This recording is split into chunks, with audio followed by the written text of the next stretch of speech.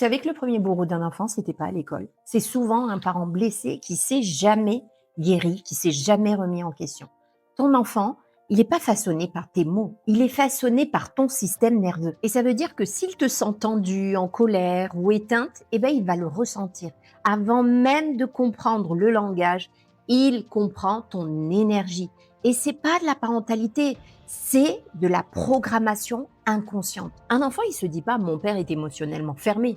Il se dit il y a quelque chose chez moi qui cloche. Son cerveau se construit autour de ton chaos et ce chaos devient de la honte, pas de l'estime de soi. Ça devient de la peur, pas de la sécurité. Et cette honte, elle ne disparaît pas comme ça. Elle le suit dans ses relations, dans sa carrière, dans toute sa vie d'adulte. Et non, ton enfant n'a pas besoin d'un parent parfait, il a juste besoin d'un parent présent.